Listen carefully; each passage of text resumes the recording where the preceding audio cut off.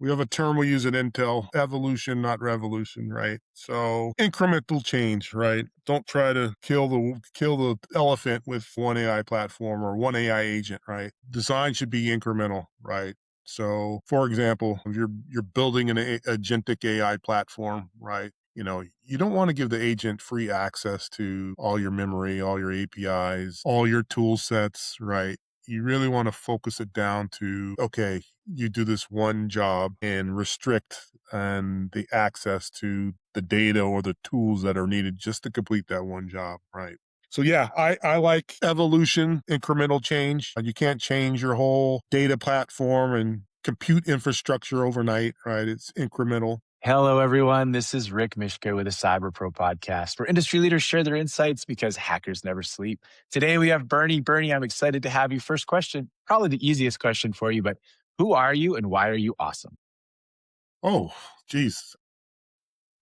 Awesome is questionable, right? So who I am, I'm Bernie Leggett. I work as a chief solution architect at Intel Corporation. I have a deep background in AI solutions, both on the edge and on the infrastructure side, and also on data operationalization. Really been focusing on studying how corporations ingest their data, organize their data, and then take it through the full process to deliver value in the form of analytics or AI platforms, et cetera. I love it. Let's jump right into data. Normally, I ask some macro questions, but you brought up data. So, why is data optimization, data analytics so important today? It's everything I do is around governance and risk, and data is like the big buzz. Well, data has been important for a very long time, right? Even 10, 15 years ago, the big word was big data, right? But now with the emergence of AI and all AI platforms are driven by data, it's starting to become more visible as to its importance. So if you want to have a good AI driven platform that's delivering valuable insights about your operations, about your any part of your business, it all relies on the type of data you collect, the accuracy of the data you collect, and governance and all those other things that apply to data. I think more than anything else, right, it's just the capabilities that we now have with the compute that's in place now that can support delivering real AI platforms for a real time or close to real time intelligence on the status of our business. I love it, and I talk a lot about artificial intelligence now. People ask tons of questions. I've done some writing for a couple of the consulting firms, and I still drive this conversation with businesses around there's really three reasons that artificial intelligence is going to support your business. These are the intents you should be putting forward. The first is they should be driving revenue in some meaningful way. The second is some form of cost savings, usually through efficiency. And the third is just risk management, right? Resilience, building a continual business. Are you seeing anything other than those three being really big intents? Well, I mean, yeah, I mean, I think you hit the nail on the head, right? I mean, that's the desired goal. I do have a history, ran a team that focused on all these companies that were developing models, so these software companies. And I couldn't tell you how many businesses we'd walk in. They have some cool technology, but it's not really helping one of the three things that you just stated, right? So, and there's a lot of that going on, right? A lot of companies are looking at AI. Wow, look at this new toy we have, right? That we or we're starting a business, an AI business, right? They really haven't thought hard about outcome first, right? It should start from outcome. Are we making money, saving money? Are we becoming more resilient? Backwards, and it shouldn't go the other way around. But yeah, I mean, I do see all the time where companies probably are moving too fast on the development part without putting additional thought on what are we trying to achieve, and what value, real practical value, does this AI platform bring. Love it. I'm going to go back in time a little bit. I like to Sure, jump around some. sure, So I'm going yeah, to go back in time knowing that you kind of did some elite sports in your past. And I'm sure. curious what lesson you've taken from your early career and early life that has improved your engineering decision making, especially around security and data. Oh geez. all the big yeah. So for those that don't know, I played professional football, big time college football. Big thing in that world was preparation, right? How well you prepared was determined how well you would perform on Saturdays and Sundays, and attention to detail. So, I mean, I think that is one of the things that has helped me prepare in my professional career now. The other is, we talked about resiliency in the last question, right? I mean, there's a personal resiliency that you have to have, right? In any line of business that's prevalent. You don't know what's coming down the line, right? I was listening to something the other night, and the guy was talking about, man's quest to make complex systems and electronics and system of systems, make it more predictable, right? And that's the goal, right? We want to know we're using AI, right? Past data to see if we can the best we can to make things more predictable. But you always got to be prepared for what's not predictable, and then be able to respond, to adjust, course correct, all those lessons I learned as an athlete. You just figure out this isn't working, what can work, and you just keep going. That and I mean, we all heard the quote by I think Muhammad Ali, right? "You have a plan." I think it was Mike Tyson. "You have a plan I until you get punched feel in the somebody face." Yeah, punch it you was in the Tyson. face. Exactly. But that, I mean, Did that's you yeah, it's a good quote, and it's real. I mean, it's yeah. So Tyson hit on the head on that one. He did, he did. Did you have a preference, Saturdays or Sundays? And then we'll move on. Um, I well, it depends. Lifestyle wise, enjoyed Sundays. It was a good way to live. You had 6 months off. You can focus. I had a difficult time with Saturdays because I had a lot going on during the week as being an electrical engineering major and trying to play major college football. My second game as an 18-year-old at the University of Michigan was in the Rose Bowl, and we played UCLA out there. Their home field was the Rose Bowl. That's a lot you're gone half the week, and you still have classes where you're competing against the elite students. So it wasn't my college experience wasn't very enjoyable. It was very satisfactory, but it was not very enjoyable. I worked hard in both the field and in the classroom. I love that you mentioned the end there in the classroom, right? I was a college volleyball player. I chose a much easier sport than you did, and I played professionally as well overseas. But for me, it was academics, right? I mean, I was able to take all of my academics and just complete my doctorate. And you did the same thing. You got your engineering degree. You're working in this field that you love so much. I'm curious. This might be a great opportunity for you to share a little bit of wisdom, right? You mentioned that you really strove to succeed in two areas of your college. I know that when people come out of the cybersecurity role, that whether it's a boot camp, whether it's a 4-year degree, their first couple of roles, SOC analysts, tier one help desk, they kind of suck. So what advice would you give to these folks to get them through that so they can get to the fun stuff that you and I enjoy doing today? Well, one of the principles I live by is I'm a continuous learner. If you look at my background, I mean, even academically, right? I was in school in my 40s.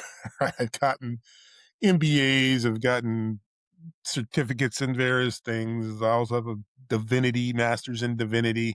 The way I look at things, I mean, I try to learn from every experience, right? First thing, I mean, yeah, it may suck, right? But look around and figure out what I'm here for a reason, right? It may not be a reason that I enjoy, right? But my time here, I'm going to make the best of it. And what can I learn from this experience that will benefit me in the future, right? And just always having a continuous growth mindset, right? So yeah, I've worked some roles that weren't great. Yeah, you just try to learn what you can learn until you can make a change, right? So, and there's always new things to learn, whether it be from the job you're doing or from the people that surround you. Some of the biggest lessons I've learned from in engineering, I did a summer internship, and there was a couple of I mean, these were non-degreed guys, and they knew a lot about electronics, and I learned a lot about electronics from guys that had no teeth, right? I mean, it was an experience, but you can learn from anybody, and you can learn from your experiences as well. Those are the guys that lick their fingers and touch the exposed wire to see if it's on, right? It was a manufacturing site, and yeah, I was amazed that guys who barely finished high school, they knew a lot, right? Years of experience, not classroom experience, but practical experience. They knew a lot about electronics, right? Yeah, I learned a lot from those guys. It was good experience. So let's talk a little bit about the overview. What are some common misconceptions that you're hearing around cyber or artificial intelligence or both? One about artificial intelligence. I'm not one of those in the camp of one of these days that AI is going to take over the world, right? I just it has its limits. I look at artificial intelligence as we're trying to make machines human-like, and the sensors are, whether it's a camera, they're the eyes, different sensors are the ears and the touch and the whatever, right? I think this thought that mankind will lose agency over AI. I think that's a misconception in my opinion, right? So there are some capabilities, and we've shown tremendous strides, but no matter how good your AI platform is, I don't think it will ever replicate the complexities of the human mind, right? So that's my opinion. On the cyber security front, on the yeah, I mean, I think there are some dangers being introduced with AI. I think there's going to be additional dangers. There are additional dangers being introduced with the agentic AI, right? Where we're giving more autonomy to AI platforms. So I do think it's introducing more cyber risk. But on the flip side, I think AI used in a cyber prevention capacity, right, also can be beneficial to reduce, mitigate those risks. So yeah, I just think it's the times we're living in, right? It is kind of scary to see what's going on, particularly with deep fakes, right? And things are getting more real, right? Multimodal AI, right, where you get a voice and a video, right? That's been synthetically driven, right? But they are a little scary. But I think we will be able to defend against these attacks, right? So those are a couple things that come to mind. No, I appreciate that. Bernie, I'd be curious to know about recommendations because I know you sit kind of on the data side pretty aggressively, but what recommendations do you give to folks that you advise around how they should be looking at data as it pertains to first the AI movement and then secondly securing it, right? I mean, we know there's tons of governance out there, but I think it's two factors there. So data as it pertains to AI and then data as it pertains to security.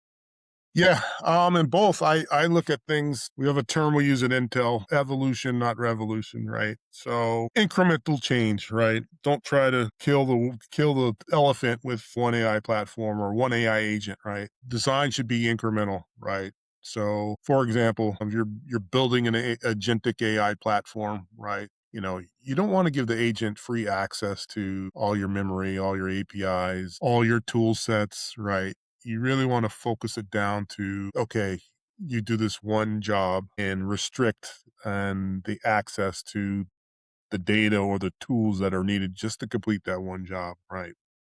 So yeah, I like evolution, incremental change. You can't change your whole data platform and compute infrastructure overnight, right? It's incremental. And then the other thing is continuous monitoring, right? So you just want to monitor your data. You want to monitor who has access to your data. You want to build in auditability, right? What's explainable, what's traceable. Why did the model make decisions the way it did? What biased the model? You got to have built-in mechanisms where you can go back and evaluate what went wrong in case if something does. I love the idea of auditability, tongue twisting word. It is, yeah. I tend to view that from kind of an evidence of safety process. What do I need? Telemetry, attestations, policy checks to prove that my data is safe, to prove that AI is interacting correctly, that it has these privileged admin credentials if they need it. What are you seeing when it comes to that auditability, that evidence of safety mentality? Yeah, there's a whole Intel has a whole council on, you know, we it's yeah, so we have a team that does all this stuff. But yeah, you just want to build in mechanisms where you can, you know, whether it's keeping logs where you can go back and trace events and sequences. You touched on a little bit as far as you know, identity and attestation, right? Who has access to the data, right? You want to know that, right? And trace that and track that, right? Even in a sense of agentic AI, right? You know, the agent should be traceable as well. You have a non-human entity that's you know, potentially accessing your data. Those are some practical things, and then as far as you know, you really want to you know ensure that your data is not biased in any way. And one way you can do that is make sure you have diversity of of data sources, right, and to ensure you know accuracy in your model, right. So, and there's applications I've worked on where that is really important, right? For example, like healthcare, right?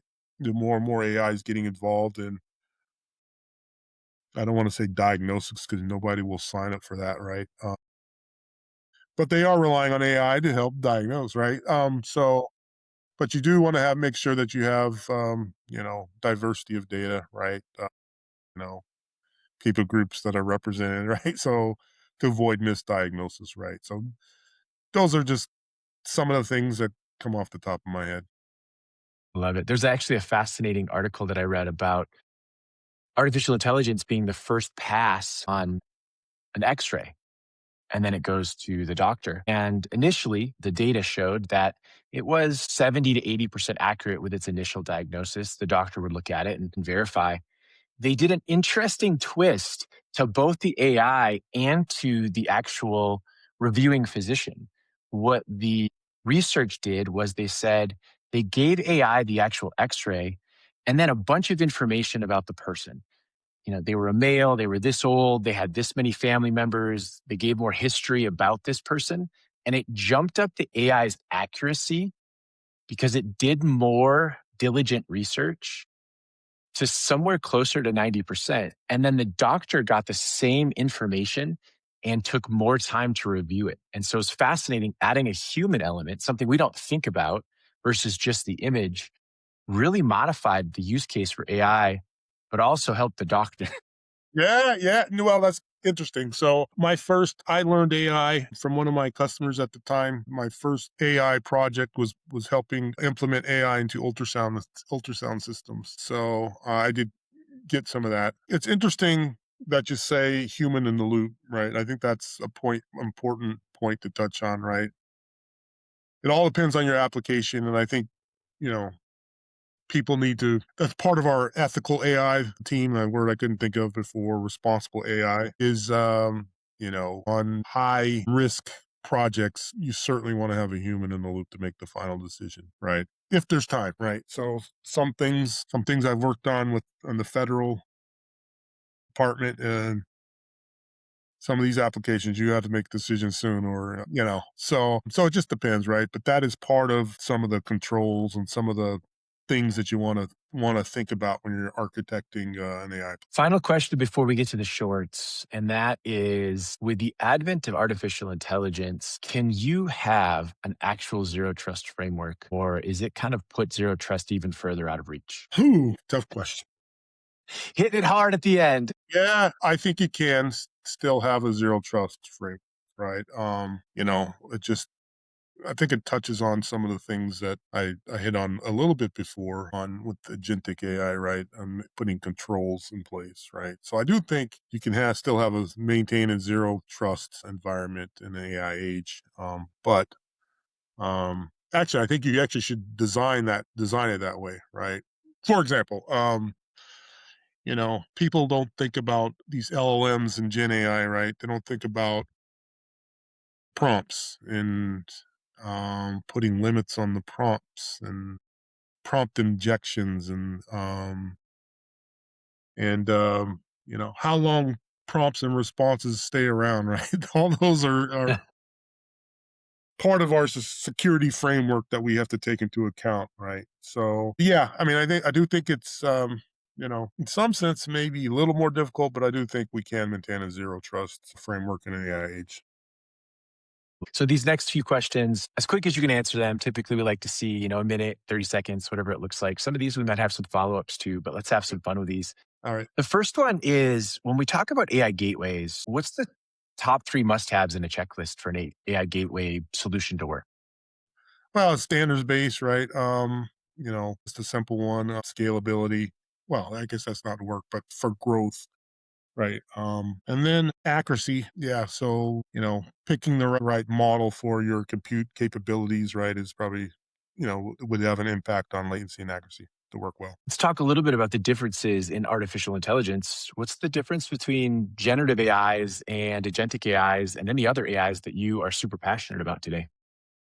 Yeah. Well, I cut my teeth on computer vision, that form of AI. And then lately it's all Gen AI. Um, the difference between Gen AI and agentic AI is now that they're giving your AI platform more autonomy, right? So you have an agent is just a software program that is making some decisions for you in the background, and automating the whole AI process. So that's kind of the difference. Yeah. So I think in the computer vision world, I think uh I guess it depends on the application, but accuracy was a little more important. In Gen AI, if it's not 100, if it's 90% accurate, it's accurate, right? But if you're implementing a system that's trying to find weapons on people that are entering a synagogue, right? You better be 99.9% accurate, right? Yeah. That's kind of the difference. So talk to me about data. How do you define it and why is it important to understand the difference between structured and unstructured data? Yeah, well, I mean that those lines are getting blurred now because of structured and unstructured because AI has some capabilities that you can use AI to convert unstructured to structured and vice versa. But how do I define it? Geez, good question. I define it as just a digital representation of what's going on, system or your system of things or anything, right? So, So now I'm super interested, 20 seconds or less. What's the first control a company should implement when implementing artificial intelligence in any way? data governance. You got to have a policy in place. Who has access to what? Uh, I've helped a lot of Gen AI is a thing, right? I spend a lot of my days talking to companies implementing Gen AI, and you better make sure you have a good data governance in place. How do you take that and turn it into a guardrail, right? The policy is amazing. It's a control, but how do you turn it into actually a test that you can run before you let that AI near something production driven? Oh, this difficult questions, man. Yeah, just frequent when testing and monitoring. Design uh, with the thought in mind that what to mitigate risk, right? What could go wrong, right? That yeah. So that's kind of an approach you should probably take. Love it. Two more questions. So this last one is another quick question for you, and then we'll get to the fun question. But this one I'm interested in because you have access to a lot of different AI solutions. You probably do like I do. You take AI vendor demos. When you see an AI solution in a demo, what is an immediate red flag that this AI is potentially unsafe? Oh, I don't look at the. Uh, I just look at the application, right? It just depends, right? If I'm looking at an AI application that is Gen AI application that's making suggestions for new delicious recipes, or that's different than AI that's doing situational awareness or battlefield simulation, right? Right. So It all depends on the application, right? And that so there's a link in AI between trust. Is this something where I can trust AI? Do I need to have a human in the loop, et cetera, et cetera, et cetera? Or is this I can't trust this because the consequences will be too detrimental. So I kind of don't look at it as an AI platform and just look at the what is the application and look at it that way. Love it. All right, final question, Bernie. Why do you love being a cybersecurity professional, and why should someone else become one as well?